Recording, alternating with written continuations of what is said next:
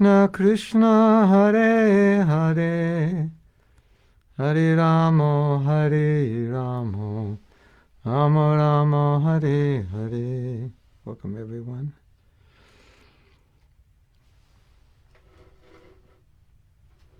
We are a little late, but I was doing interesting things.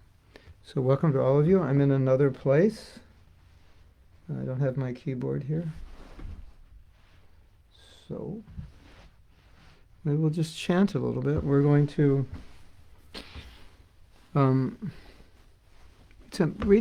discuss some interesting things about how Krishna fulfills the desire of his devotees through the agency of Yogamaya, and how Yogamaya makes. We're discussing how Yogamaya makes different arrangements, and we're going to learn more about the arrangements that she makes. It's very interesting, and what's nice about it is it reveals the nature of the spiritual world, and I always like it when. It's always nice to learn more intricate details about the spiritual world because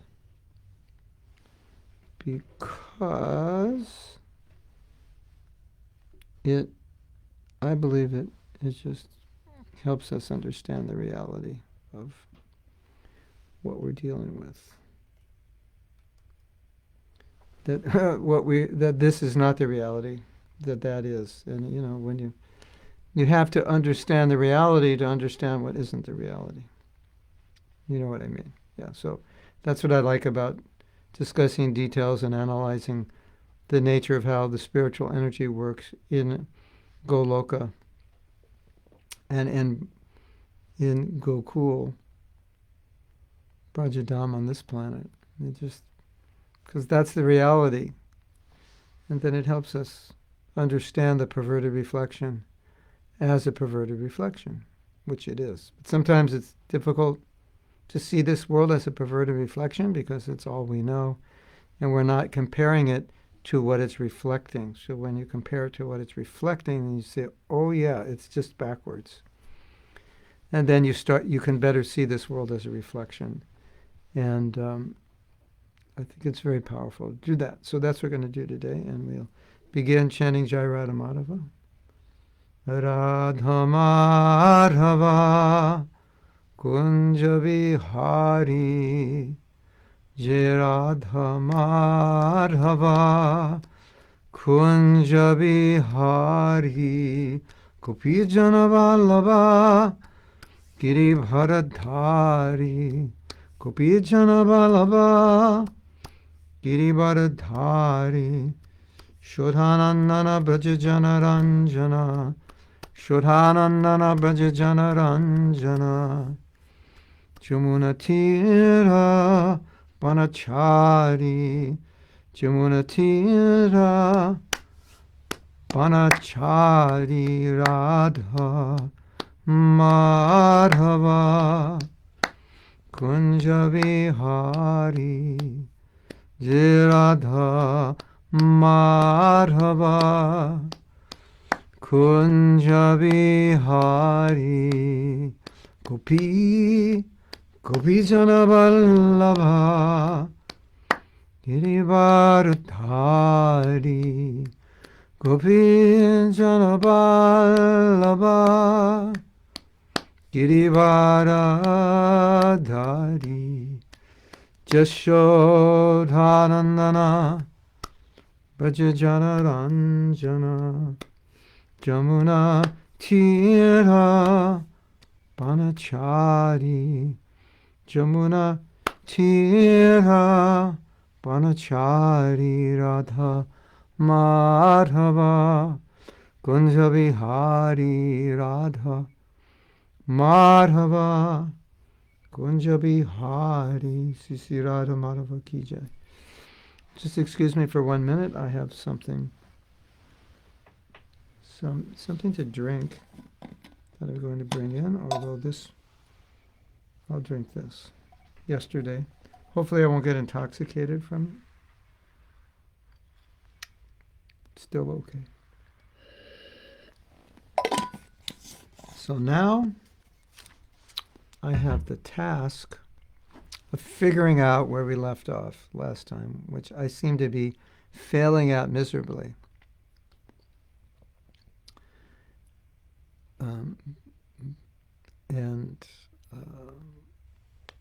Anybody can help me, because I don't mark it. I should mark it, but I didn't. Yeah.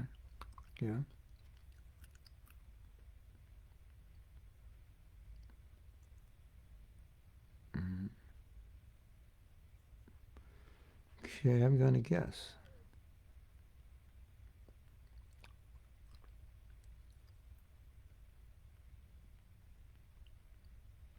Anyway, I'm going to start reading as we normally do and see where that takes us.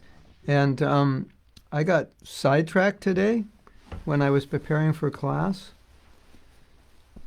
I do a search of the word Yogamaya, and then I go through the different places where that's discussed. But I got caught reading something that was so interesting that I only added one quotation about Yogamaya for today, which may not be enough.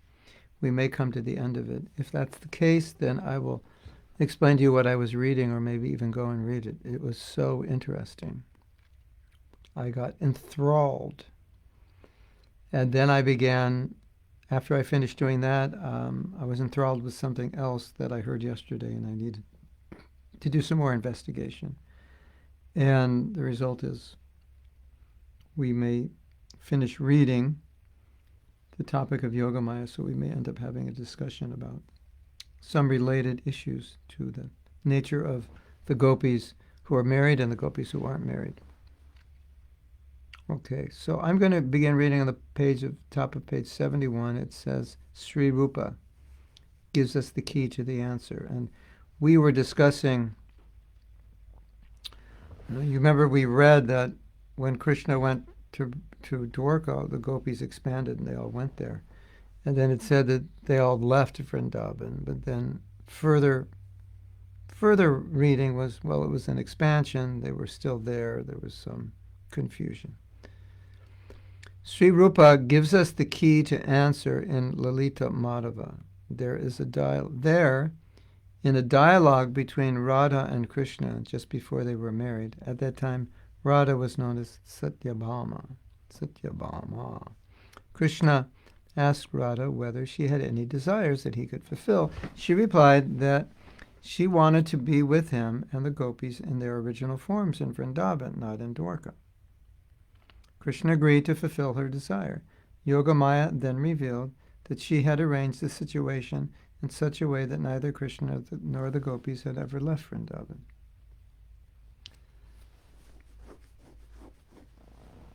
Everyone's happy.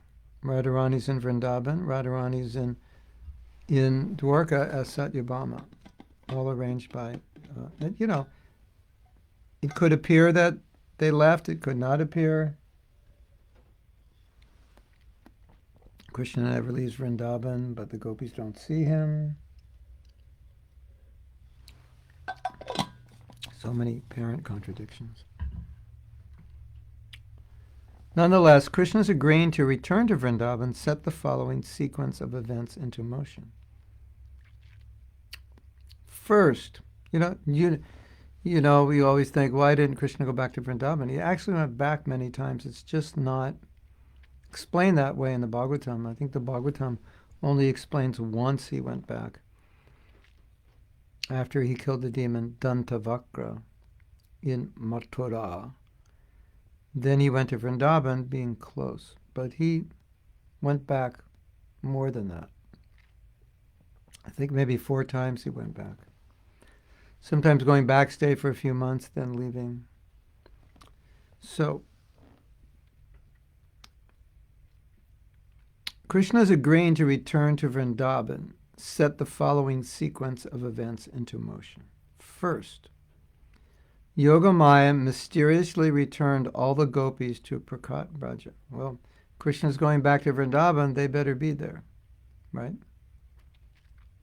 So we read that they left Vrindavan, expanded joined him in Dwarka. That was the original premise. Let's go with that premise right now. This makes sense. Yogamaya mysteriously returned all the gopis to Prakata Braja. Then she arranged for every participant in the pastime to forget that it happened or to think that it had just been a dream. In other words, I guess he's referring to that they were in Dwarka and been returned. This is explained by Srila Sanatana Goswami in Brihad Bhagavatamrita.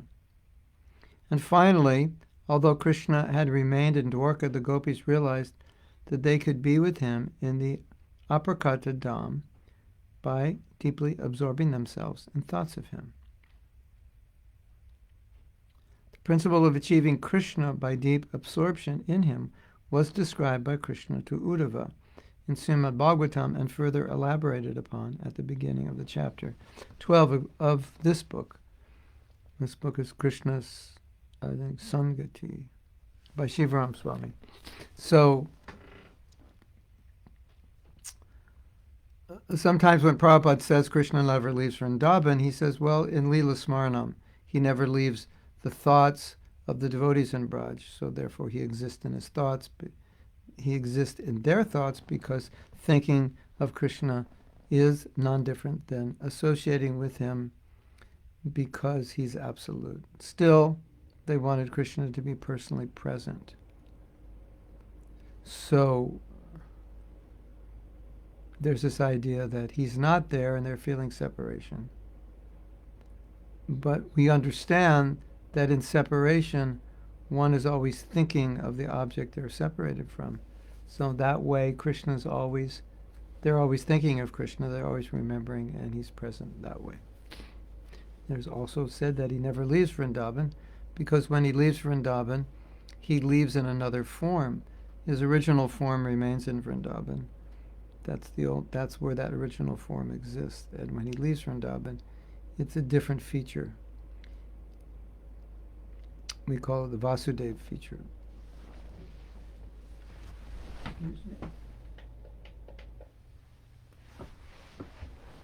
So there are different understandings, and from our perspective, when we look at separation externally, it appears that the devotee is suffering and Krishna is absent. But when it's examined externally, the suffering, which appears to be external, is really manifestations of love and ecstasy. So sometimes it's bewildering. And this Krishna was there, he's not there. So-called, separation is never really possible if you're thinking of Krishna always. But apparently there's separation. And that apparent separation increases the love. And as we said last week, that's what Krishna does. He just does things to increase love. And Yogamaya is the assistant, and she understands what will increase love, so she does those things. In any case, don't worry, Krishna went back at least 4 times. And even though it looked like the gopis were dying, now we learn that they're all in Dwarka. Also, now he's going back, they're being shipped back, and they don't know what's going on. Yogamaya's revelation explained how events of the apricot leela go on eternally, simultaneous to events taking place in the apricot leela. Apricot means, in the spiritual world, prakot means here. Prakot means manifested. It means we can see them. Apricot means you can't see them because they're in the spiritual world. You can see them in the spiritual world, but from this world you can't see them. Events of the apricot leela, the leela up there, go on eternally, simultaneously to events taking place here, some of which even appear contradictory. We read, last week we read about Yogamaya creating a kamsa, temporary kamsa for some leela. So they may be similar and they may be different. And Krishna doesn't grow up in the spiritual world. In apricot leela, he's not growing up, and these demons don't really exist there. Although, as Prabhupada said, rumors. Krishna killed Kamsa many, many times. It's going on. So, from the viewpoint of the apricot leela, then, the conclusion is that Krishna and the gopis were eternally enjoying an apricot Vrindavan. They had never left. So, they left to go to Dwarka and expanded, but they never left the apricot Vrindavan. Okay, it's getting more multi-dimensional. Of course, they never left. That's always a fact. They never would leave. So they're always in Vrindavan. Krishna's always in Vrindavan. Just may not be manifest to our eyes. Okay. So now we're going to go back to the discussion, which I find extremely interesting and eye-opening, is about the gopis' husbands. Remember, we had that discussion before. They're not actually consorting with those husbands. So there's more detail. You all have paid the price to hear these leelas because you spent a few months listening to the philosophy of Yogamaya. So now you're being rewarded with cream on top of your cake and lots of cherries and walnuts and maybe some syrup as well. Well, this might be the syrup here.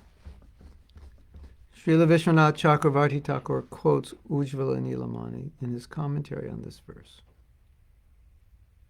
This is the quote. The gopis' jealous husbands consorted not with their wives, but with doubles manufactured by Yogamaya.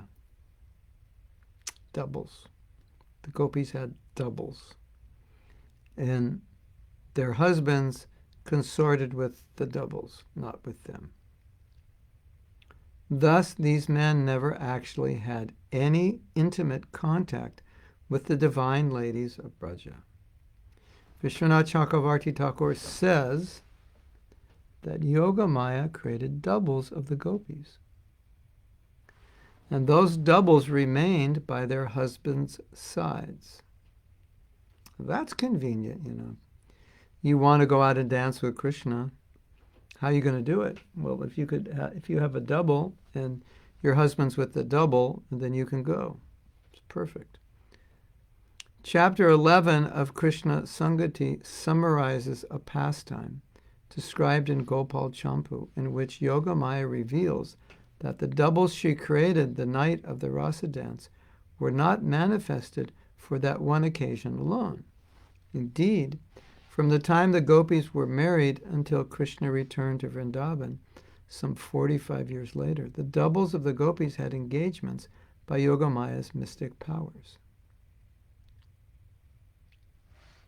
So Yogamaya is facilitating the gopis' desire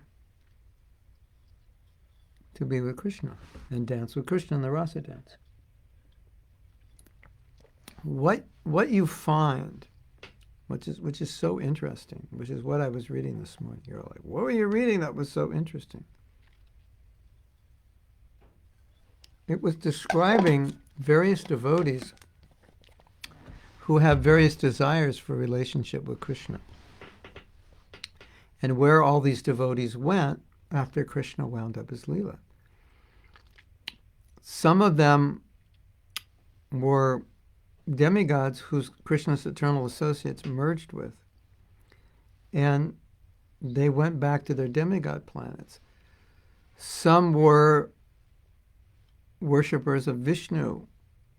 It went back to Vaikuntha. They all went to different places according to their desire, whatever it was and whatever relationship they had, that they wanted.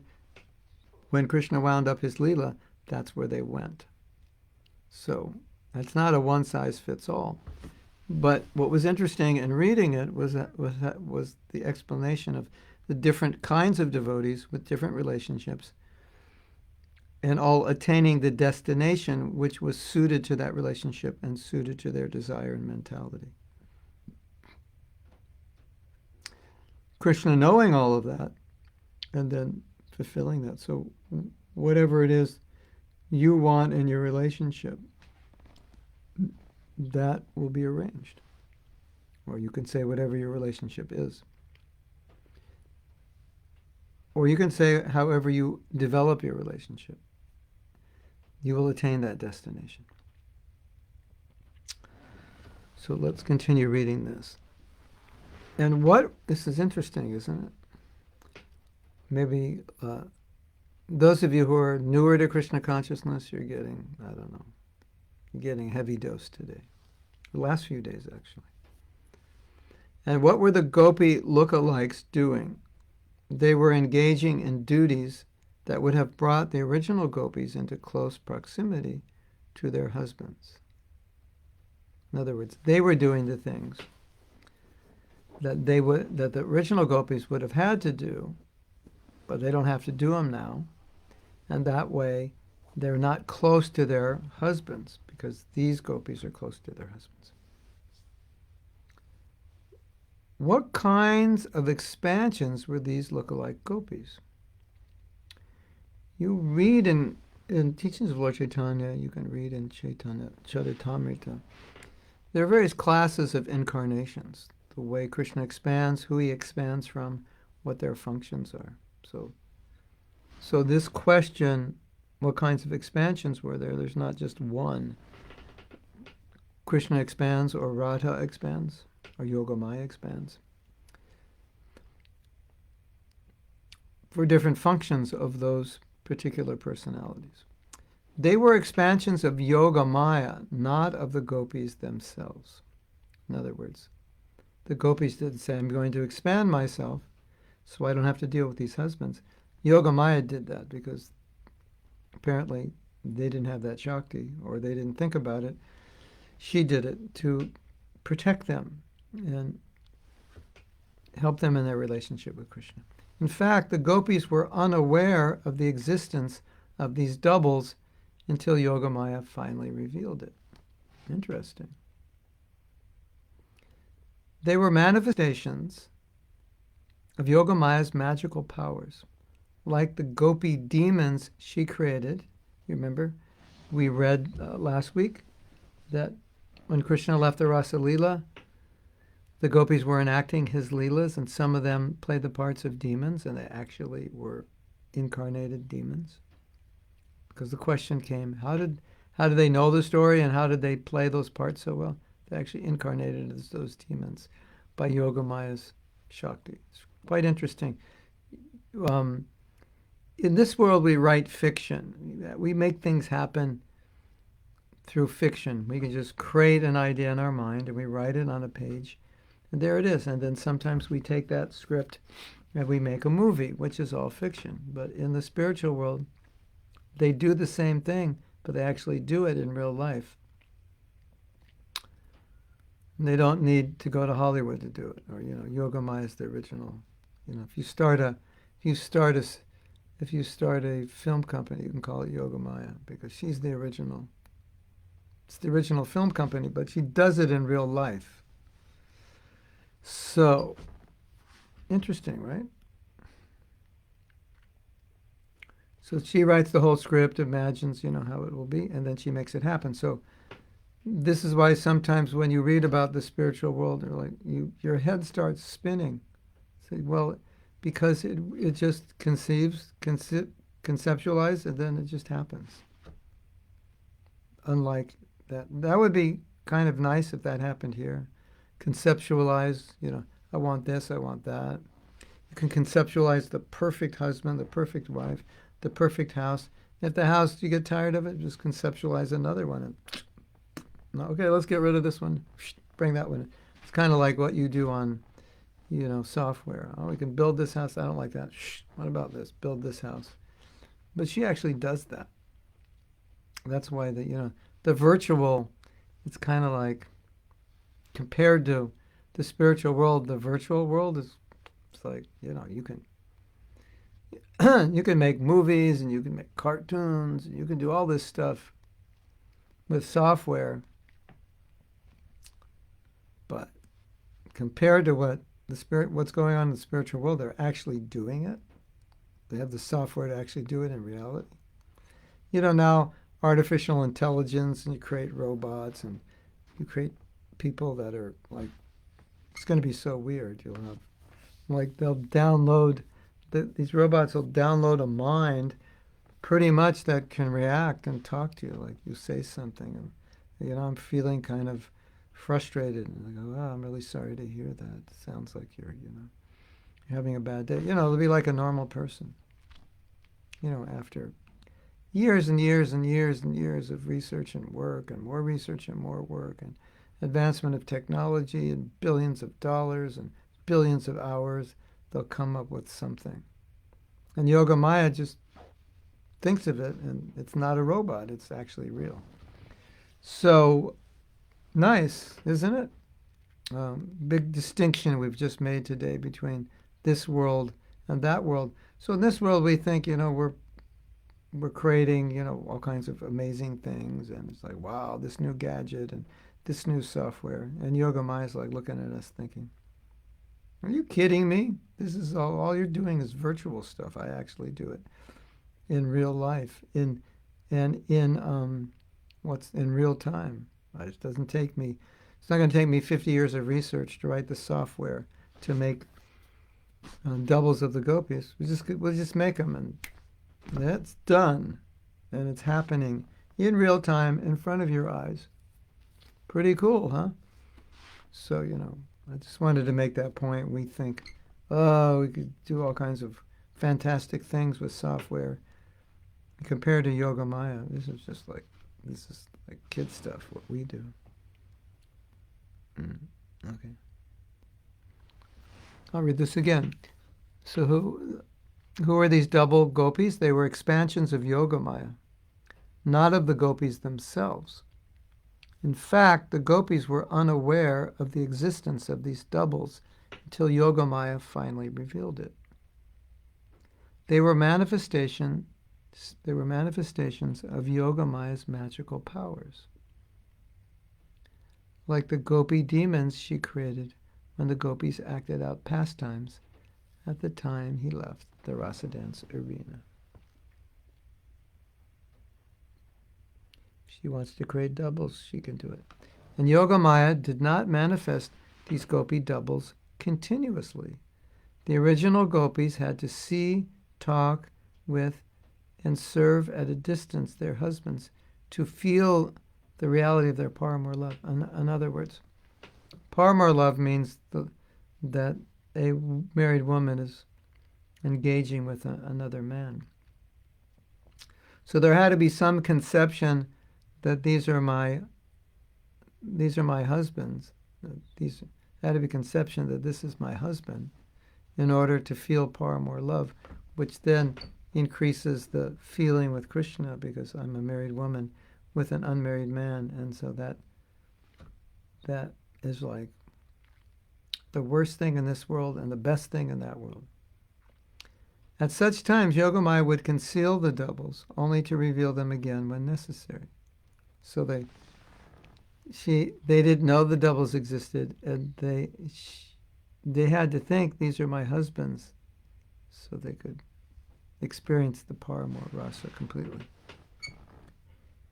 Interesting what's going on up there, isn't it? You probably didn't know this, right? You were just down here worrying how to pay your bills, and well, up there, all this is going on. Well, this is not even up there. This is on this. This is Braja Leela, here, on this planet. Anyway, better think about this than what's going on down here. It's not so interesting. I mean, it seems like what's going on here is interesting until you read this. Then you realize what's going on down here is not that interesting. And just as Yogamaya invested the magical gopi demons with inimical feelings towards Krishna, she invested the gopi lookalikes with feelings of attachment for their husbands. The original gopis did not have the attachment. They loved only Krishna. So you understand? This is all to increase the rasa. They had to fake having this relationship. Then they can say, I'm married, and now this is my paramour. Unlike the gopi demons, who were manifest only for as long as the gopis were imitating Krishna's pastimes, the gopi lookalikes spent an entire lifetime as the faithful wives of the gopas after Krishna had married the original gopis. So now you're probably all wondering, wait a minute, well, who are these gopi lookalikes? Are they actually, are they devotees? Or did they, are they gopis to be? Or what's going on here? And that's all I have for today. And so I'm going to see if there's any discussion. And I have to admit and apologize to you that I became lazy today. I just got absorbed in thinking about other things and reading other things. So depending how the discussion goes, I can read what I was reading, which I think you'll find fascinating. So all is not lost. Okay, let me go to the chat and see if there's any chat to chat. Okay, welcome to all of you. And unfortunately, what I just read, I didn't send to Nadia. I was really lazy this morning. I gave 6 hours of classes yesterday, so I guess that had kind of made me lazy.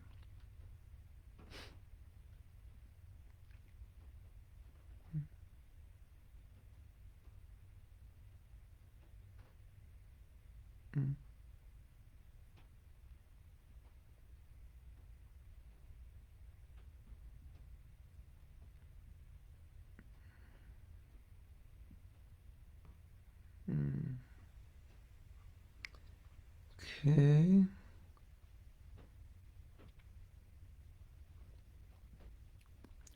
So we have a statement or a question from Jyotirmaya. Krishna makes things to increase love. Yesterday I lost my initiation japa around the temple in Villa Vrindavan. I am desperate. Well, yeah, now you have the experience of what it's like. And Prabhupada says, when you lose something, you think about it. I could pacify you, Jyotirmaya. If you don't find it, Prabhupada said, it doesn't matter. It's okay.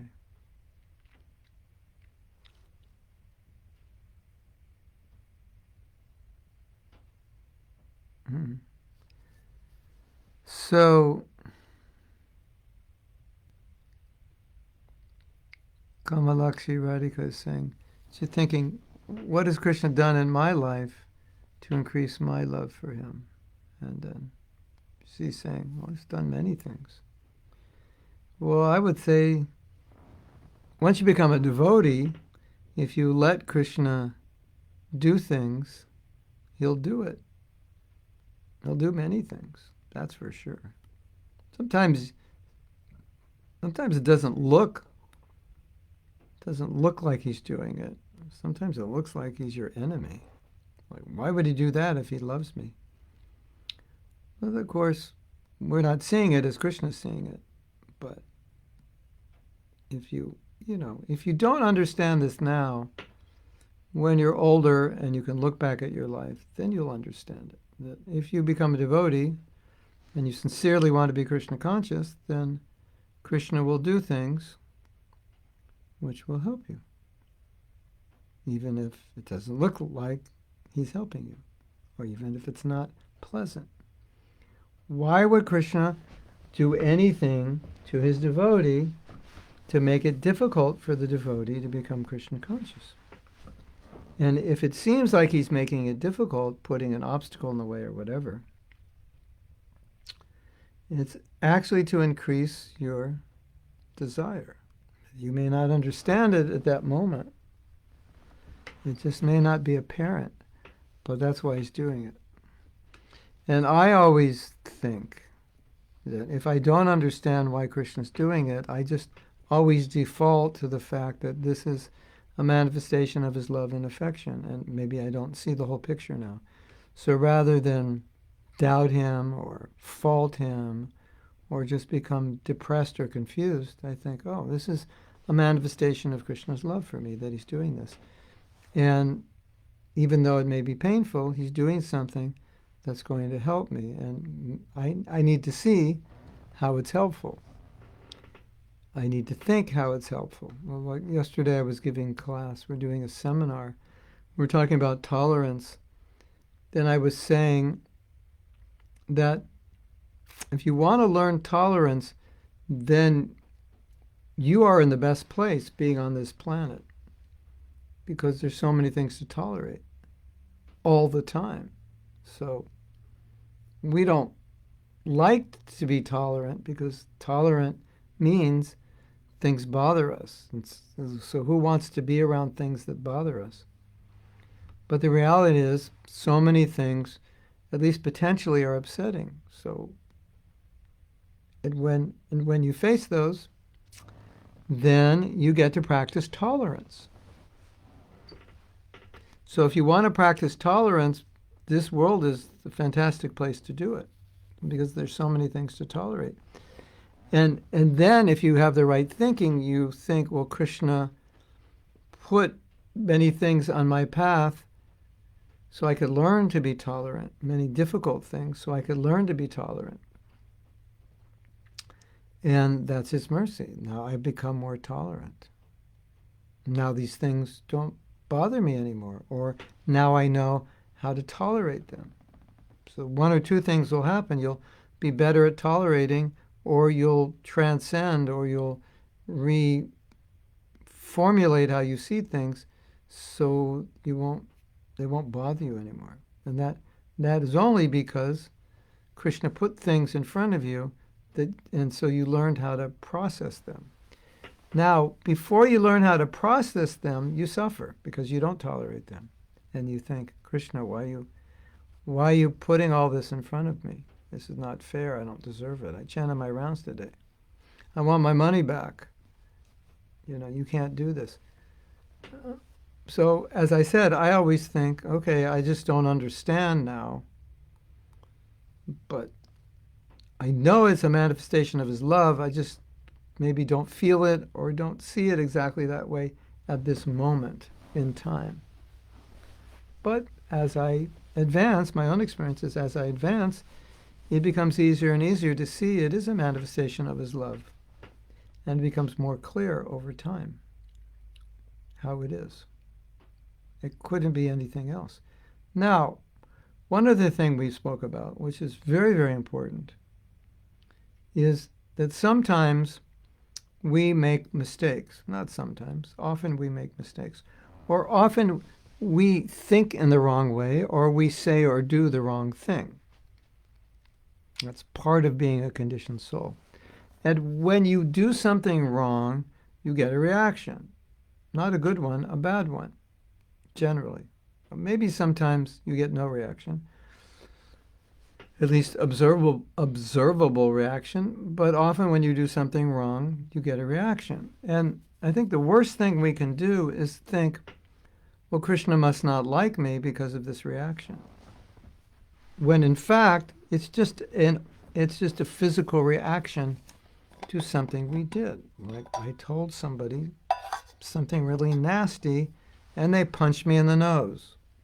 Krishna, how come you allowed that idiot to punch me in the nose?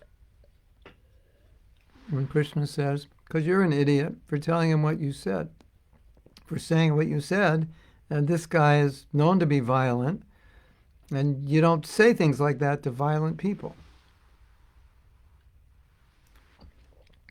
No, but I'm a devotee and I chant my rounds. He's not supposed to do that.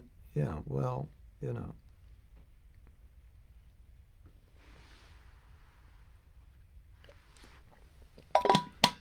Okay. Sometimes Krishna may come, some miracle will happen, and it does happen.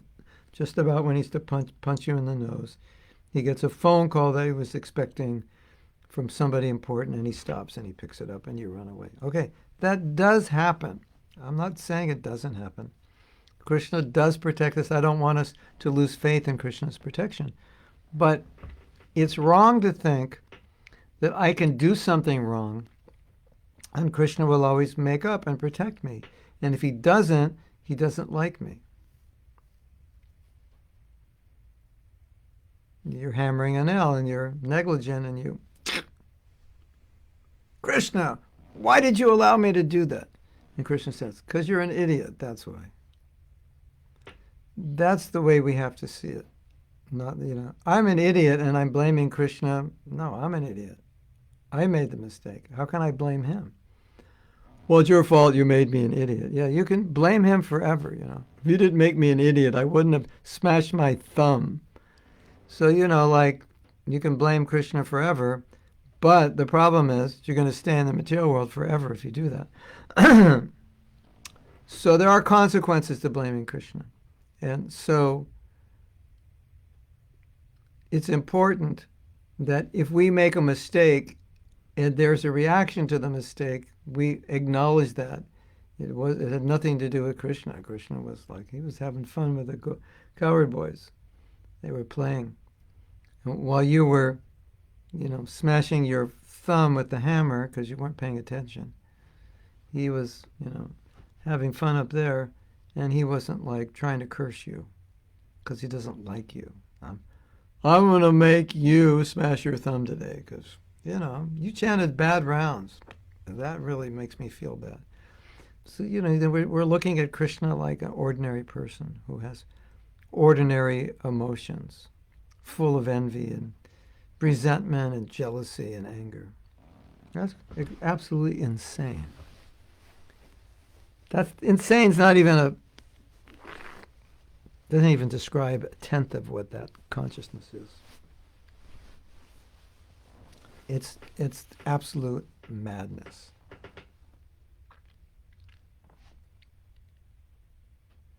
And it's especially madness because we cause the problem upon ourselves and we don't do anything about it, or we're not smart enough to know how to do about it, so we keep to do anything about it, so we keep creating the same problem and keep blaming Krishna for the problem we keep creating. Yeah. If there's any definition of madness, I think that's the best one, at least from a tattva perspective. That kind of madness you don't need. So, and then once you say, well, it's my responsibility to be Krishna conscious, it's my responsibility to take care of my spiritual life and do what I have to do, and if circumstantially things don't go exactly the way I want, I adapt. How do I adapt? Because Krishna's giving me a million instructions how to adapt. And I'm sitting there blaming Krishna. Why are you doing this to me? This is not fair. I don't deserve it. And Krishna's saying, you idiot, I've given you 1,000,001 instructions how to adapt. Why don't you follow them instead of blaming me? It's complete insanity. Total insanity. They should actually have a mental hospital just for devotees who think that way. Maybe we can develop some psychotropic drug for that disease.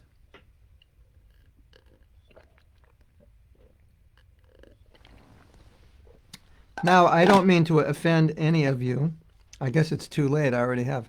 If you think this way. But I'm trying to make it funny so, we can laugh at it. But it's a very important point.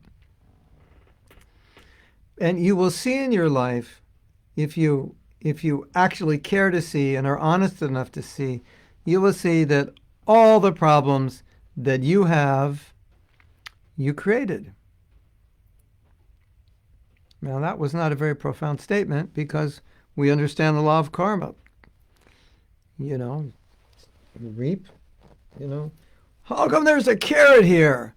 How come there's a carrot growing in the ground? Prabhu, you planted a carrot seed. Oh, really? That's why there's a carrot? Because I planted a carrot? Yeah. Really? Yeah. So we're suffering. Why am I suffering? It's not fair. Krishna doesn't love me. Because you planted a suffering seed. Oh, really? Did I? Yeah. Otherwise, there wouldn't be suffering. Or you're suffering because you don't like carrots. You planted a carrot seed. Krishna grew a carrot for you. And you're like, I don't really like carrots. Well, whose fault is that? Right? So if you look at life this way, the advantage is you can see how to change things. You can see what to do to not create suffering for yourself, or at least understand how to think about situations so they don't cause you suffering. Yesterday, in the workshop, for those of you who missed it, I'll explain one aspect of the workshop that relates to what we're talking about now that I think is, I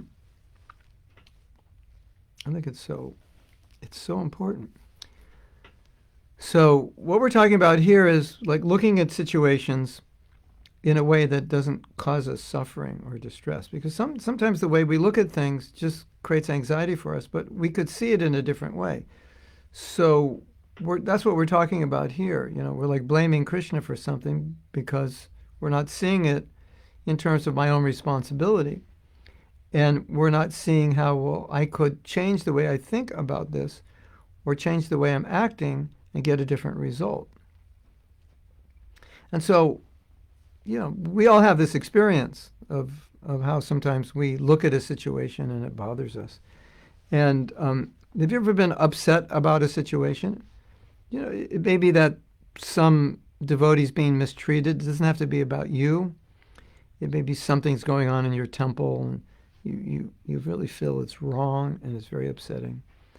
We've all been there, or it's a political thing that's upsetting, or just the weather's upsetting, or something's upsetting.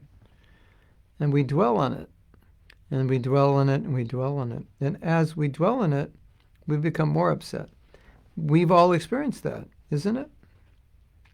And isn't it, if you look back at it, at something that upset you in the past, and you became basically obsessed with, and really, really disturbed, and I'm sure some of you have experienced being so disturbed that it affected your normal functioning in your life. Like you wasted time talking about it, and you were supposed to chant your rounds, but you ended up talking about it, or you were supposed to do this service or work, whatever, and you ended up thinking about it, writing about it, discussing it. And your whole life is evolving around this thing, and this thing is really bothering you. It's really disturbing you. What I would like to suggest is that when we do those things to the point where it's disrupting our lives, we're actually willfully, and I know it doesn't feel this way, but we are willfully, fully willing to cause ourselves suffering. Because if I'm hammering and I keep missing the nail and keep hammering my finger, right? And you're watching me do this and I'm sitting there hammering my finger and you're looking at me and thinking, are you nuts? Why do you keep hammering your finger? It's obvious something's wrong up here that I keep hammering my finger. But we're hammering our head with thoughts that are distressful. Or we're hammering our head with thinking, perceiving a situation in a way we don't have to perceive it. There's other ways to see it, but the way we see it is driving us absolutely miserable. And we keep hammering, bang, bang, bang. That's my point. So when Krishna says the mind's the enemy, the mind in itself is not the enemy. We're the enemy, and we're using the mind to become the enemy, because we could just say, mind, shut up. That's it. Or we could say, mind, okay, this stuff bothers me, but you know what? I've just decided, you know what we're going to do? We're not going to focus on it anymore, because this is just too disturbing. And you can do that. We can all do that. Maybe not always easy when you are an obsessive person, or you have some problem, and therefore you have to look at the world as against you. That's just your paradigm. Yeah, then it's harder to stop hitting your finger. And if you're really sick, you'll hit your finger because you think you deserve it. No, I just deserve it. And subconsciously, sometimes, I know this sounds crazy, but subconsciously, sometimes we will allow this suffering to go on because on some level we think we deserve to suffer because we're a bad person. And so we reframe situations and see things in a way that causes us suffering because on some level we think, actually I deserve it. And that could cause us, believe it or not, it could cause us to see a situation in a way that's upsetting just because we think we deserve to be upset. Is that weird? Yeah, it is weird because flip it around. I could see it in a different way. Why do I want to see it in a different way? Because it's disturbing to see it in this way. If I see it in a different way, I can be more steady. It's a better way to see it, and it's a better way for my spiritual life to see it. And I value my spiritual life. I value myself. I value my commitment to my spiritual practice. I don't want to do anything that's going to be harmful for myself. So this was my realization that if I'm caring for myself, if I'm caring for my spiritual life, I won't allow myself to see things in a way that disrupts my spiritual life. And certainly, there's lots of things out there that can disrupt our spiritual life if we see them in a certain way, isn't it? Or let me re-say it in another way. There's a lot of things out there that I can't even re-examine in a different way. They're just disturbing. Any way you look at it, top, bottom, left, right, any way you look at it, it's disturbing, right? So what do I do then? I don't focus on it, because if I do, what's the result? I get disturbed. I could even get depressed by thinking about it. I could even get completely disappointed. I've seen, I think you've seen also, sometimes devotees get so disturbed about something, they actually stop chanting their rounds. I don't know if you've seen this, but it happens. Something goes on in our movement that disturbs them so much, riles them up so much, gets them so obsessed with how bad it is that I want nothing to do with ISKCON. Okay, I understand. You may not want anything to do with ISKCON. But a lot of times, that saying, I want nothing to do with ISKCON, not that I recommend you leave ISKCON, but I understand how you may feel that way. But sometimes the saying, I want nothing to do with ISKCON, also is accompanied by, and therefore, I give up my sadhana. This is a real problem. I've seen it. Maybe it's happened to you a little bit. Maybe you've been affected by something in our movement, and it's negatively impacted your sadhana. You're like really frustrated, like, what's the use? And it can. So, utsahan means enthusiasm. Utsahan, Rupa Goswami says, is necessary, amongst other things. It's the first item he mentions is necessary. So, if you actually care for yourself and care for your Krishna consciousness, you can't see things in a way that would cause you to lose enthusiasm, because it potentially could ruin your spiritual life. You could lose your impetus by thinking about something that is just making you look at Krishna consciousness in a way that you have no enthusiasm to do it.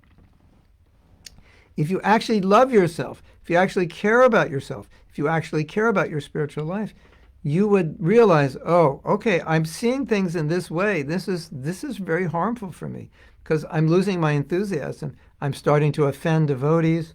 I don't even want to be part of ISKCON. I have to stop focusing on this. That's how you would think. That just makes sense, doesn't it?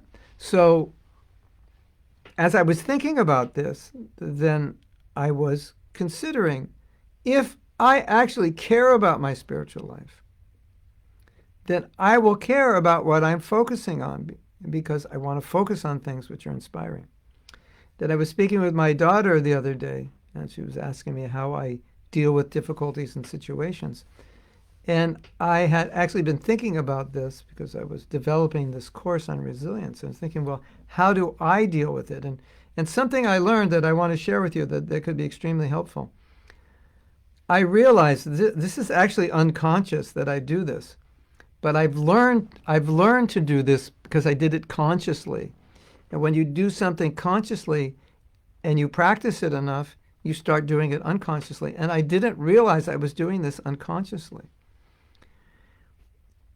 What I do is I unconsciously reprogram or reformat my mind to look at a situation in the way that would be most advantageous for me to peacefully deal with it and be successful at what I'm doing.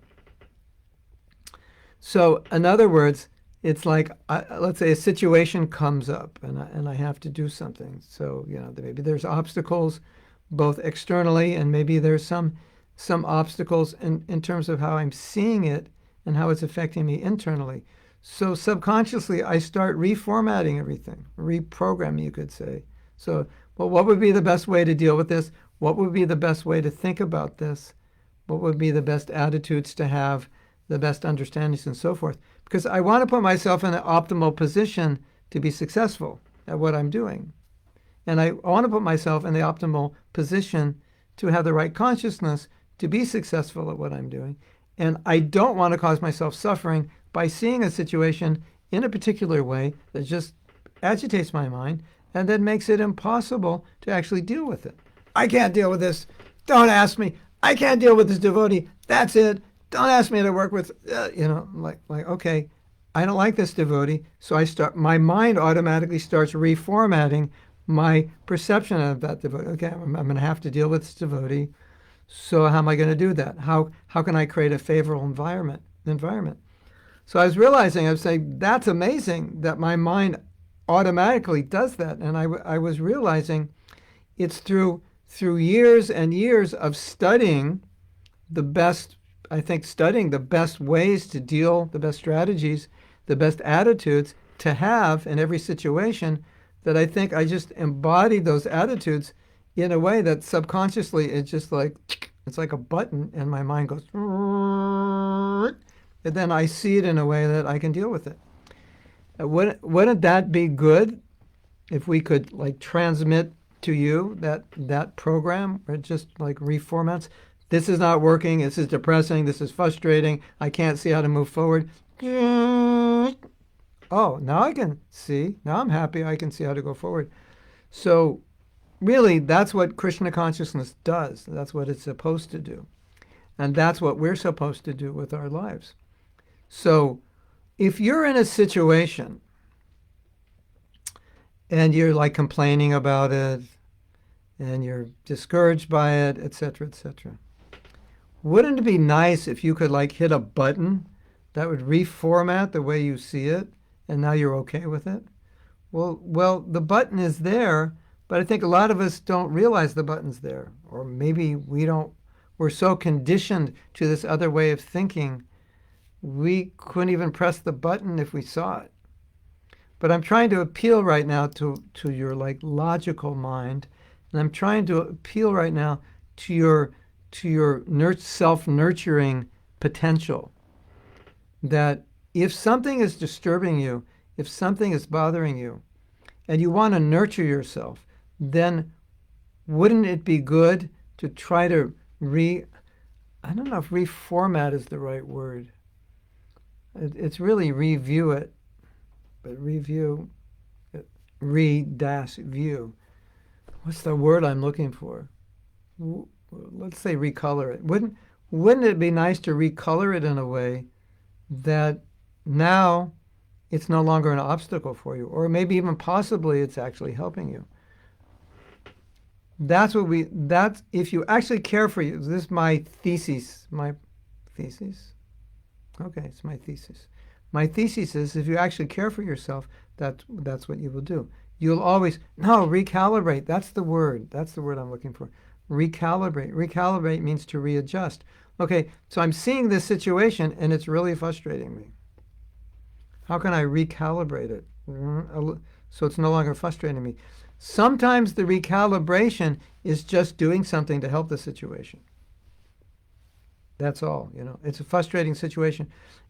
Unless I do something to improve the situation, this situation will drive me crazy. I don't know how to think about it other than be upset about it, and I somehow can't stop thinking about it even though I'm trying. What's the last thing you can do? Do something to improve it. It can reduce the pain of the situation. So what I'm saying is some strategy, somehow or other, you can do that. or you should do that. If you actually are caring for your spiritual life, if you actually care about yourself, if you actually love yourself, if you actually have compassion for yourself, that's what you will do. Let's take it into a relationship, like a marriage. It's not working, right? We're fighting like cats and dogs. I'm frustrated. I'm unhappy. He's frustrated. He's unhappy. She's frustrated. She's unhappy. So I just stop back and say, I do not want to do this to myself.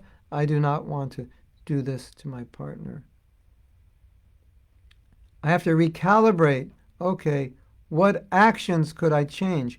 What things could I do? How could I see this differently so I don't get so frustrated all the time? How can I see this differently so I don't become so angry? What can I do differently to improve the relationship?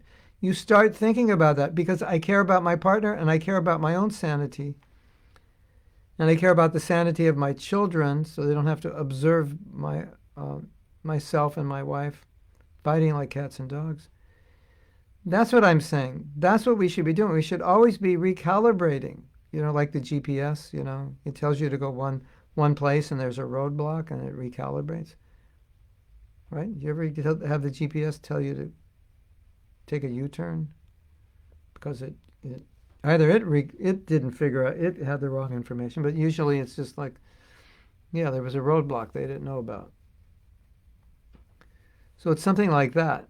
It's a recalibration. This is not working, so let's recalibrate. So my thesis is that if you increase your self-love and self-compassion, then you'll increase your recalibration potency. And then you might ask, why don't I recalibrate? Because you're conditioned to think that way. You don't know you could even recalibrate. You don't know how to recalibrate. But the fact is you do know how to recalibrate, because just read Prabhupada's books. It's a recalibration of isn't it? He's always recalibrating our vision. So that's my idea. I wanted to share with you that, that's my insight into the mind is the enemy. Mind is really not the enemy. We are the enemy, and we use the mind, or we allow the mind to be our enemy, because we could recalibrate what the mind is thinking. You can't do that. I can't say it's always going to be easy for all of you, because it depends on your conditioning. It depends. A lot of us have a very fixed way of seeing things. It's just, this is my belief. This is what I think. This is how it is. And, trying to get you to change is like trying to bend steel, with two fingers. It's like, we can't do it. But that becomes a problem when that fixed way of thinking is disrupting your life, disrupting your consciousness. So that is the challenge for some of you. You're just like, you're not flexible. And you could it's like, this is how it is. This is the only way it is. Okay, fine. But if that's how it is and that's the only way it is, and that's driving you crazy, what is the point of thinking like that? It doesn't make any sense. It's not helping you. And you say, no, but that's the way it is. And I say, no, it's the way you see it. If that's the way it is, why do you need Scripture to tell you how it is? Because you already know how it is.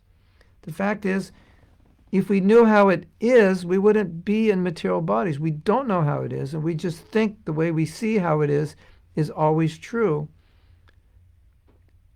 And if it's driving you crazy the way you see, how true could it be? Yeah, it's truly driving you crazy, that's for sure. But other than that, it doesn't make any sense, does it? It makes absolutely no sense. So I'd like you to meditate on this. This is one of the things that I taught yesterday in the course. Some of you were there. I want you to meditate on this. And whenever you're doing something or thinking something that is not healthy for you, ask yourself, could I use a little more self-care right now? Would that change the situation? And my answer is yes. I'm 100% convinced of this. I know people, devotees, who, for the life of them, they just can't make their that's a strange way of saying it. They can't make their lives better. And they know what's wrong, but they're stuck. And they get stuck thinking and obsessing about all these things that can only make their life worse. Isn't that interesting? I don't know if you know anybody like that or if you've ever done that before, but they're obsessing about things that only make their life worse. I once saw this commercial. It was really funny. It was a commercial by an investment company. And it showed a boyfriend, a girlfriend, a husband, and wife. They were buying melons. I don't know. There are different names for these melons in different countries. We call them cantaloupe.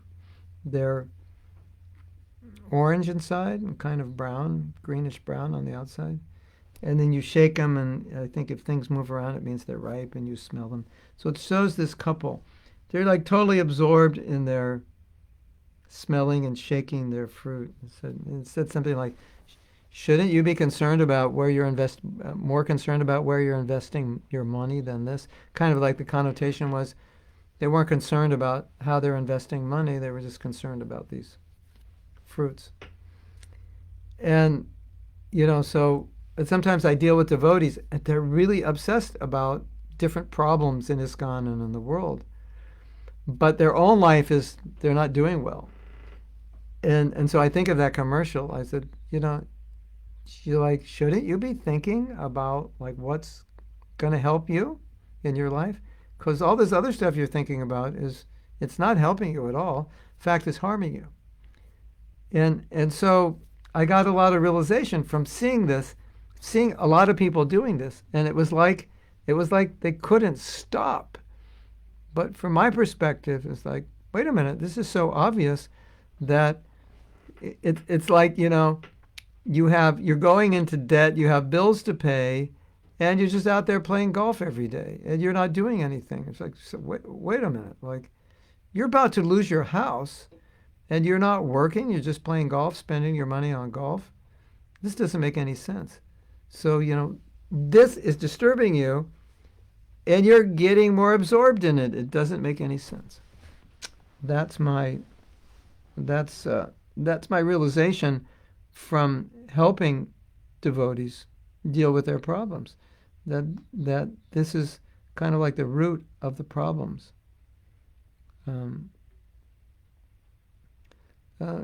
Krishna Kanda said the gopi demons, when the gopis were playing the part of demons and acting Krishna's pastimes, they actually, Yogamaya incarnated. Yogamaya turned them into demons, like demon incarnations, so they could do that. Yeah, so this is what we talked about at the workshop yesterday. I guess you could still join it and get the recording. You could, if you missed it yesterday. Well, Krishna Karshana, he says, we're directors of our future lives. I'm wondering why our desires are fulfilled in the next life, not yet this life. Some are fulfilled this life. Guru Swami told me that Prabhupada said, you get 50% of your karma in this life and 50% in your next life. But for a devotee, karma may act for a devotee, but it may not act because Krishna controls that karma in what's best. And so, I have this strong intuition. I've always had it. And you will all be able to see if this is true. But I have this strong intuition that long after I'm gone, a lot of the work that I've begun now is going to be extremely successful, like really well known. But I wanted to be successful now, but I just somehow have this strong intuition, like it's going to happen after I go. Like the biggest things will happen after I go. Maybe Krishna just thinks that's the best thing for me. I don't know. I mean, we'll see. Maybe I'm wrong. I'll be happy to be wrong. But it's just an intuition. And that may be his, just the way he wants it. Or whatever. Who knows? But maybe I was supposed to be famous. And I won't be. Maybe I wasn't, and I will be. Krishna wants it. So we have to take that in consideration.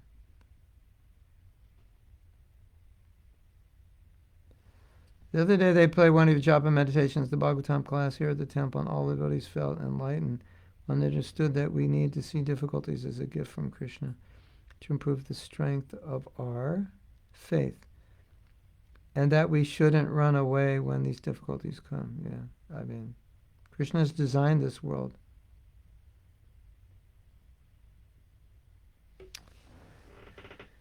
to build our strength by having to fight. So Nadi says, the only person who makes my path of bhakti difficult is me. Krishna is just trying to help me overcome all this stuff that I've been trying to hide from myself for many years. Yeah. And so if I ever say someone else is making my life difficult, then I can't solve the problem. Because even if someone else is making my life difficult, I'm allowing them to make my life difficult. I'm letting them make my life difficult.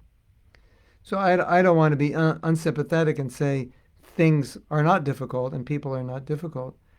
But ultimately, when we deal with those, when we interact with those things, if we allow difficult people to make our lives difficult, then we need to acknowledge that I allowed it.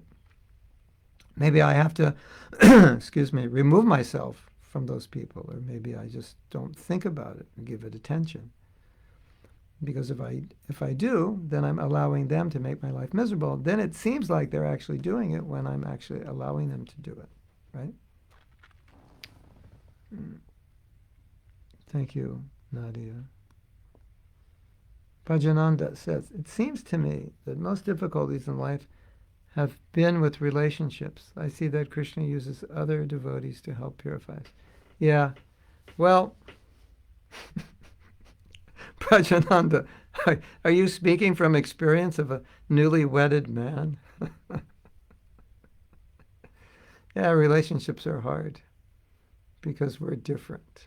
We have desires and needs. Life's easy when you're alone, just live in a cave. Although it's not easy because eventually you go crazy being alone. So, we need people. But sometimes people drive us crazy. But if we stay alone, we'll drive ourselves crazy. So, Rajananda, we have a relationship with ourselves also. So, I can tell you my experience is that how your relationship you have with yourself, that's the relationship you have with others. I'm going to teach this more in the class, but I think I taught it yesterday, that my personal experience was that when I became self-accepting, and I was saying yesterday, we all have to be self-accepting. And it's, at some point, all of you as devotees will just come to the, it looks like this is how self-acceptance looks for a devotee. You want to be up here, you get there, but you fall down. You climb back up, you fall down. You climb back up, you fall down. You climb up, you knock it up a little. You stay up here, you come back down. It's like it's always, and so at some point in your Krishna conscious career, you just say, well, I guess here is where I'm at, not here. And that's called self-acceptance.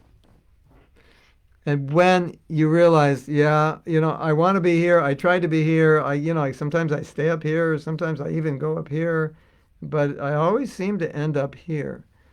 And although as painful as it is to admit it, as painful as it is to just have to accept it, I don't really have a choice because it's the reality. And self-acceptance is just like, hello, just accept what it is. Don't pretend it's not. That's all you have to do. Stop pretending it's something else. It's not like a big deal. But for many devotees, it could take half their life to finally just go, oh, I guess this is how I am. It's kind of like, it's kind of obvious. I just don't want to admit it. But you're all going to have to do that if you haven't done it yet. And just, be happy in your own skin that you're a devotee of any level, of any capacity, and just, work your rear end off to get better. Don't give up. Self-acceptance isn't giving up. It's just acknowledging where I am on the map. But what I found that when I did that, all of a sudden I could, all these people that used to bother me, it's like they were okay. There was like nothing wrong with them anymore. Like there was a point in my life, I think, that there was something wrong with everybody. Like everyone I knew, there was something wrong.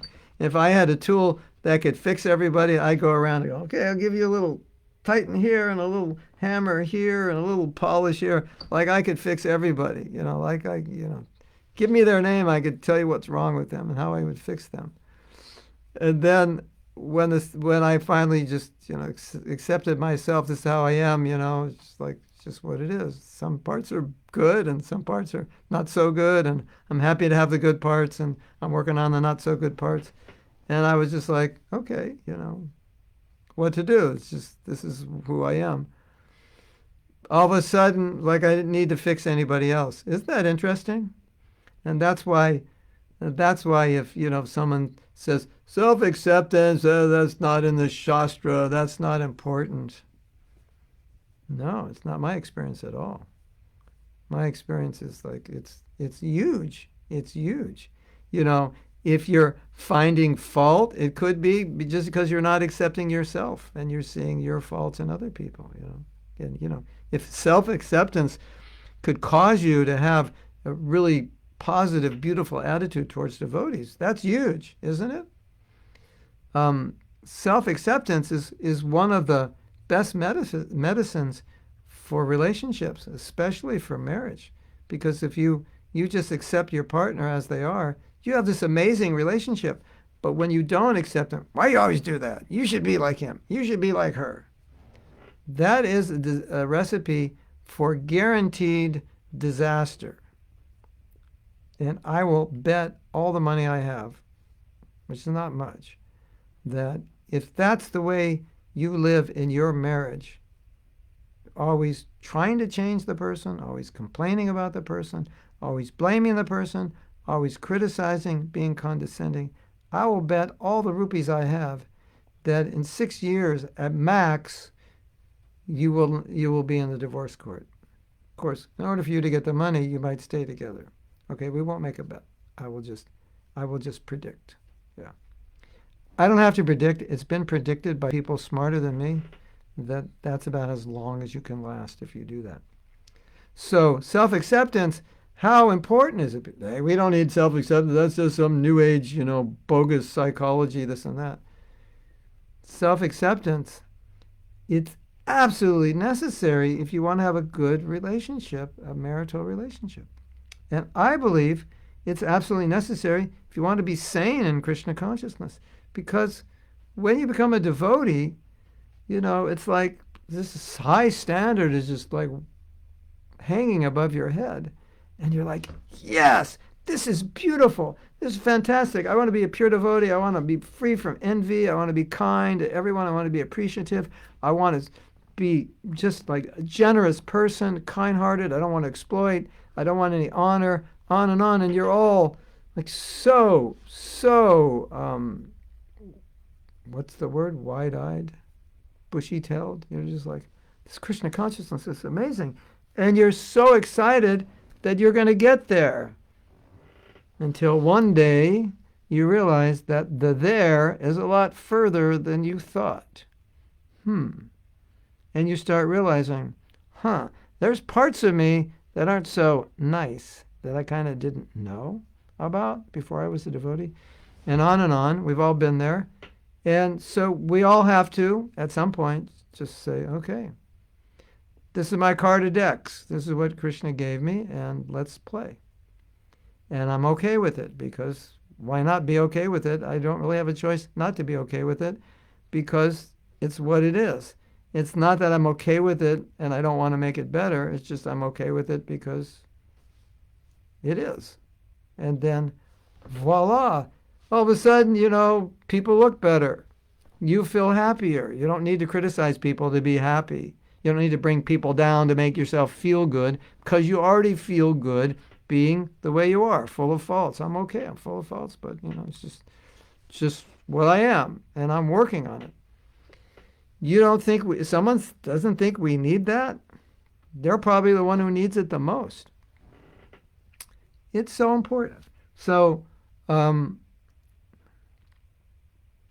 if I told you, do we need to accept other devotees as they are? You would say, oh yeah, definitely. If we want to have a nice community, we have to be accepting. I'd say, do we need to be compassionate to devotees? And you say, oh, of course. If we want to have a nice community, we have to be compassionate. Do we need to be loving? Oh yeah, 6 loving exchanges. That's what Prabhupada said, love and trust. Do we need to care for? Oh yeah, devotee care. We have a department, right? And then you say, do we need to be compassionate, loving, caring, respectful, honest, etc. with ourselves? Oh no, that's bogus psychology, New Age something. Where'd you reading Buddhist books, or what's wrong with you? It's not in Prabhupada's books. Is that funny, or is that funny? So that's my realization. Hare Krishna. So we have, I guess this class is going to go long, but what can I do? Yogamaya creating doubles. How do we know we are not double of some jiva who is in the spiritual world? Don't worry, you're not. How do you know? I'm telling you, you're not. Don't worry about it. You are who you are, a jiva soul, conditioned, trying to get out of the material world. So you don't have to worry about it. Fabiola says, I don't know what happens in my consciousness, but when I read, sometimes I get a feeling, and I can't stop crying when I read the Gita.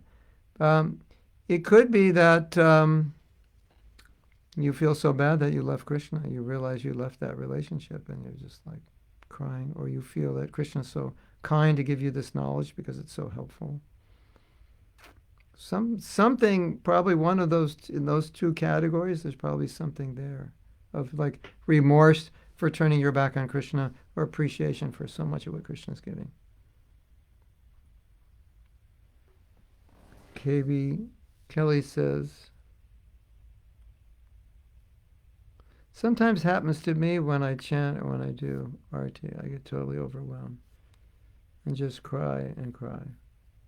Haven't had it happen while reading though. Yeah, there's I think it was Raghunath. His Bhagavatam was always wet because he was crying.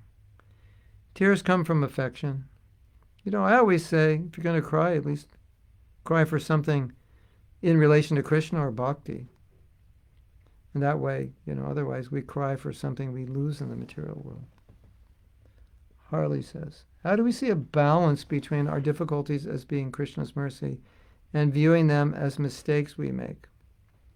We can't blame our mistakes on Krishna. It is just the result of our mistakes. Okay, so I make a mistake. So if something happens, I have to say, okay, was it my mistake, or is this like Krishna's arrangement, you know?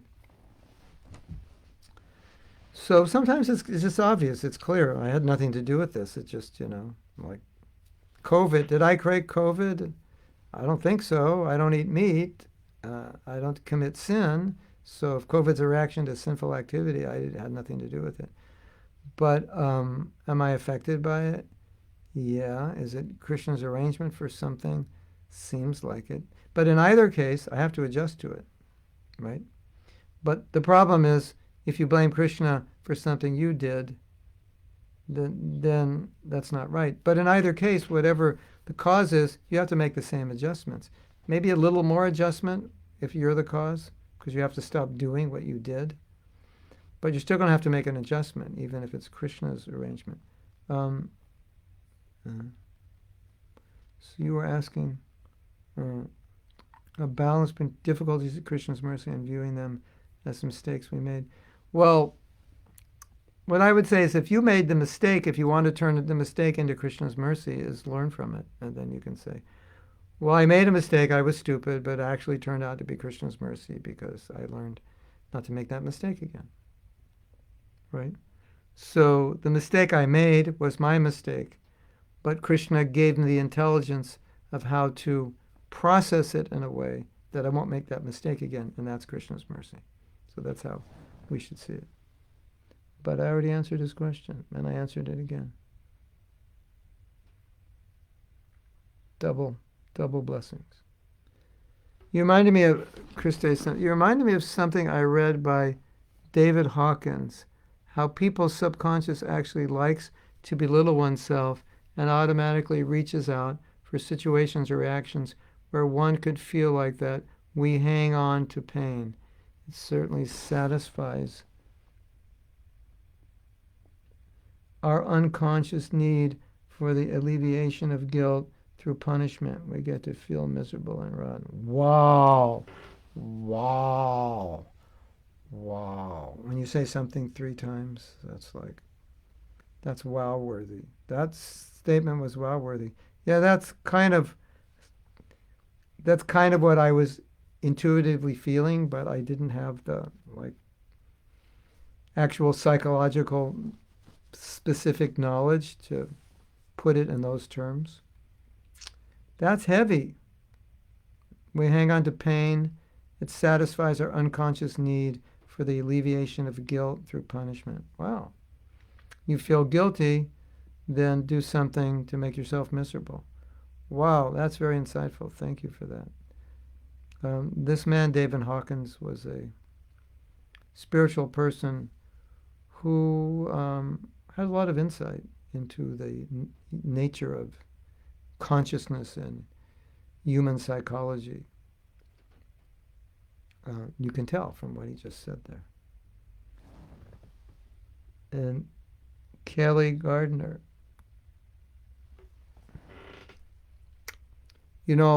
Kelly, my last name is Hausner. You know what that means? People who build houses. And you're the gardener and I'm the house builder. And in India, you have so many names which designate occupation. Someone's last name is Jariwala, right? Jari means jewelry, and Wala means one who has jewelry or sells jewelry. There's a lot of places in the world where last names were their occupations. Okay. The very thing happened to me, as I think you know. I became frustrated. Oh, yeah. By some things in ISKCON, and so I lost the will to chant. I felt a little confined by my sadhana.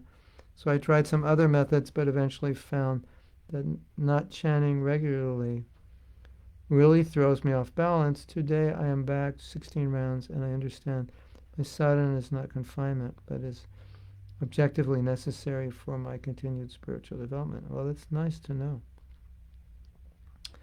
We have someone who experienced that. That point I was making, that you allow something to disturb you so much you can stop your sadhana. That's dangerous. And so that would be, that's like an example of just like self-sabotage, self-envy, as Prabhupada says. I don't know if you know this, but the word envy in Sanskrit is not always used the way we use it, but it's used as hatred. Sometimes it's we don't use it that way in English, but in Sanskrit, dvesha, which means envy, also means hatred. They're like synonymous. Other words for envy, but they also mean hatred. So when we talk about self-envy, it doesn't make sense. Why would I envy myself? I envy other people. But Prabhupada said, if you do anything which is harmful, he was specifically saying harmful spiritually, you could apply it anyway. If you do anything which is harmful for you spiritually, then Prabhupada said, are you not envious of yourself? Are you not hating yourself?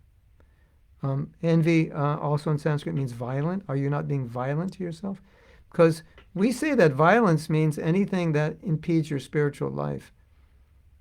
So if envy means hatred and also violence, because Prabhupada said we have envy of cows. What does that mean? Because we kill them. So envy means you're killing.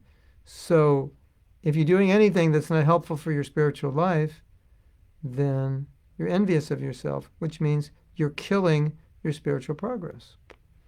This is, I think, a really big issue that goes. It's not talked about. I don't know anyone who talks about it. Of course, I don't listen to everybody, so can't say. But I've never heard, any lectures, any talks about this, and this is so important, and which is going to be the basis of the second lesson in the course we're doing with the School of Bhakti.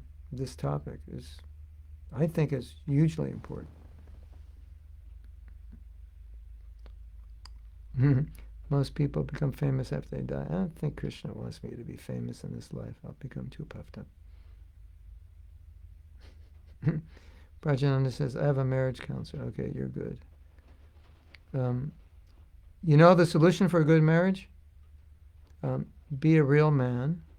And if you're a real man, your wife can become a real woman. And then when a real man and woman get married, everything seems to work better than when a woman who's trying to be a man and a man who doesn't know how to be a man get married. It doesn't seem to work so well. Krishna Gopalini says, I find your teachings very revolutionary, ahead of the time. ISKCON devotees tend to stick with traditions and how they did things. You know, what I'm teaching is not ahead of the times outside of ISKCON. I think it's quite mainstream, but in ISKCON it is. Acceptance is the gateway to happiness. Yeah, I like that. It's a good mantra. Tattoo that in your heart, Nadia. It'll come in handy in times of distress. I sometimes feel the way too. I definitely have conflicts with myself. What if we're too self-accepting? I think I feel too good in my skin because I get stuck. It seems I am practicing unhealthy self. Yeah. So then that's a good point. Unhealthy self-acceptance. Okay, so this is an interesting point because if I hate myself, that's a totally tamasic state of consciousness. And if I'm self-accepting, but I'm just not improving, that's also tamasic. So self-accepting can be tamasic. And someone said, I think someone said the other day, like if I criticize, they were talking about self-criticism, and if I don't, I get lazy. And as I said, okay, for some people, self-criticism may be motivating. If it's motivating, then it's not tamasic. It's not toxic. But if it's not motivating, if it's handicapping, then it is toxic. So good things can be bad, bad things can be good. That's just a fact. So what you said is true. Marco says, self-acceptance is necessary to not blame others also. I love the story of Pundarik Vijayanidhi being slapped in the face in a dream by Lord Jagannath and Lord Baladev for criticizing the devotees of Jagannath Puri. It's a very esoteric, indeed very instructive story about the Lord's reaction when one criticizes or offends devotees.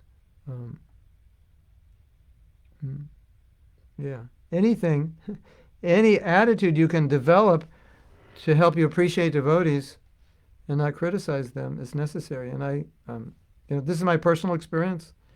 I can't say my personal experience is universal, but I tend to think it is based on what I've read. That self-acceptance it's like the basis for stable psychology. I read 2 psychologists who said self-compassion is the basis for psychological health. It's the foundation. So I'm not a psychologist, but they said it, and this was just my intuition. I was a psychologist in my last life, definitely. Because practically everything I read in psychology, I say, I already know that. Where did you read that? I didn't read it. I read it in the last life. Sometimes we're like that. You probably have skills, they're just natural. Like, where'd you learn it? Like, I don't know. My father was a businessman. I said, where'd you learn business? He goes, I just knew how to do it.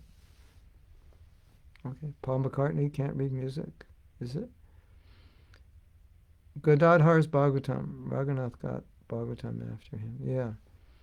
It was all wet. Why is it wet? He's crying. Oh, she didn't earn...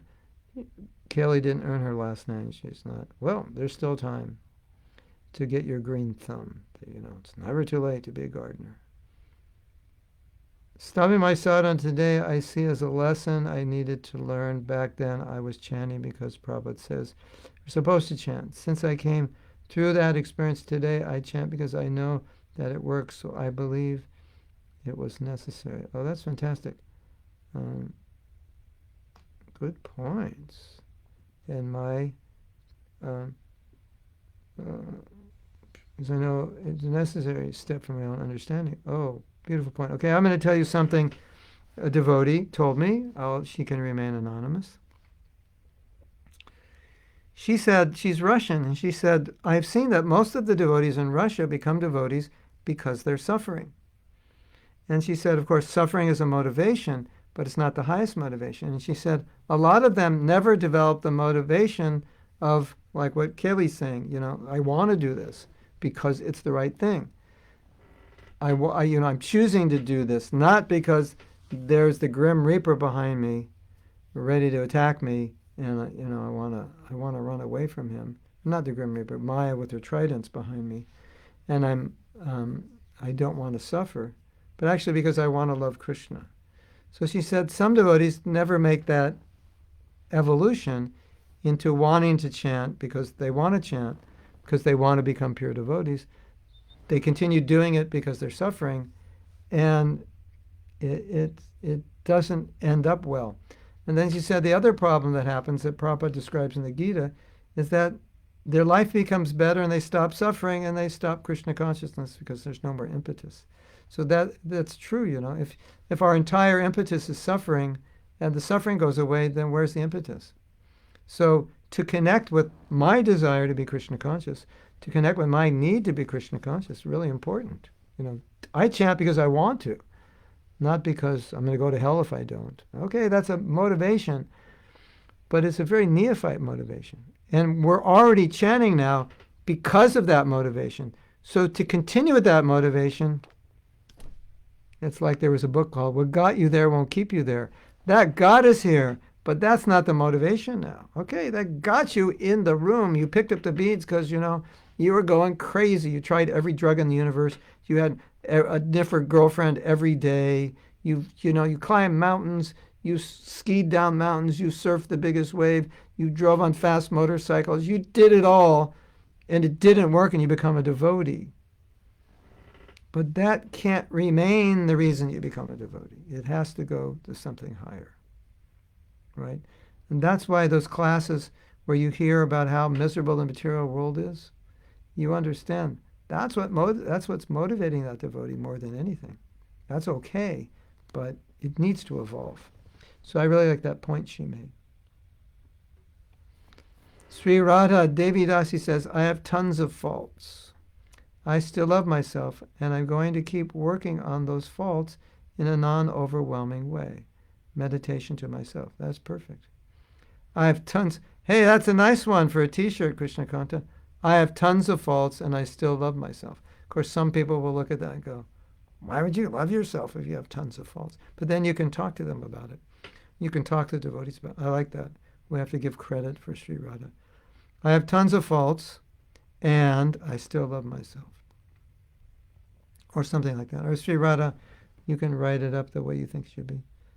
Even though I have tons of faults, I still love myself. In spite of having tons of faults, I still love myself. Something like that. Self-envy on the course on Sunday. It's there. Deepa, you're going to get some articles I've written on self-envy. You should get them today if you haven't gotten them. They'll be sent to you to read. Anandita says, thank you for reminding us about working in harmony when we are not doing our duty, that it makes it difficult for others to do theirs. We have an impact on others, yeah. I always say, if you're messed up, don't get married because you'll mess your partner up. One of your duties before you get married is to be a normal, balanced person who can have a normal, balanced, healthy relationship. That's your duty to your partner, at least that much. Cody says, recently I have learned a lot about relationships from watching your videos. Just want to say thank you. Yeah. Cody, I made all the mistakes for you. You don't have to make them. I have to confirm most devotees from Russia or Ukraine who come to Poland and start to live here, they give up KC. They stop suffering and they leave. And they are leaving. Well, I don't know. If I moved to Poland, I think I'd suffer more. But you know what they need? There are apparently 40 Russian devotees in Alachua, and it's a lot nicer here than Ukraine. But they have a Russian Sangha. So maybe if they had a Russian Sangha with some senior devotees, that could help them land in Poland without getting overwhelmed. If you go to Poland and you fall into Maya, Russia must be really bad. That's all I can say. I don't want to offend any Russians. Of course, Nadi's like going, you have no idea how bad it is in Siberia. It's hell on earth. You skipped my comment, Nadi said, but I really want to emphasize this point. Everything you teach is pulling us out of conditioning. That's amazing how it works. I wasn't even aware of all these things that were going on in the way and disturbing me. Yeah, well, that's part of the problem. That's a good point. So, progress in becoming a better person is becoming aware of all these things that bother us, upset us. There's so many things in our life that impact us that we don't realize impact us. But sometimes if you ever act in a way and that's it's not really rational or proper, and you ask yourself, why did I do that? There's probably something that's been implanted in you from an experience you had in the past that caused you to act that way. Like, why did I get so upset when this person left my house early? You say, well, because when I was 7, my aunt left me and she said, I never want to see you again. And, you never even thought about it. But that's actually the reason. It's just amazing, like, who would ever think that could be the reason that I got upset at this person?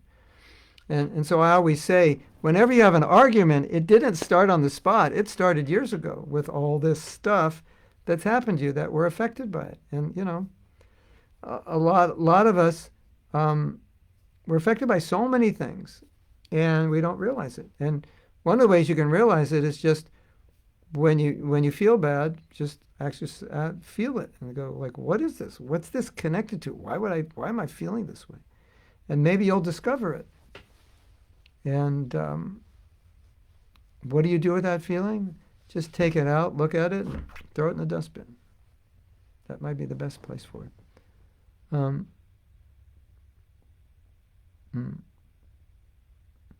Okay. Charna had the wrong emoji. I didn't even see the emoji. Brajanand says, I thought I was balanced before getting married, which I now find to be not completely true, though I become more balanced by getting married. Yeah, that's a beautiful statement. Tell every, Brajananda, any wedding you go to, I think you should say that. Because that is the beauty of being married. You learn things about yourself because your partner is a mirror. And if you don't want a mirror in front of your face to show you what's wrong with you, I don't recommend getting married because that's what it's all about. And so Brajananda is taking it well, and he said, I'm getting better because I'm seeing what's wrong with me. Beautiful. Love it. Put that up in the brahmachari ashram. Oh, you'll get your head chopped off if you do. But that's what brahmacharis need to hear. Working through conflicts have bettered myself and strengthened our marriage. Yes.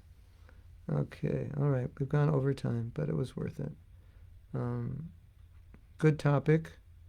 We went completely from Goloka Vrindavan right down into Anartha Loka in like about 3 seconds. But we were going kind of high in the leela, and I thought, okay, we better come back down to reality.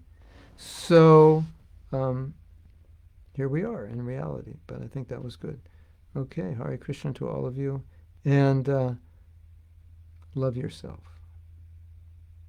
If you don't love yourself, nobody else might. There may be nobody else who does, so you might as well do it. Hare Krishna. Srila Prabhupada ki jai. Go Premanandi. Hari Hari.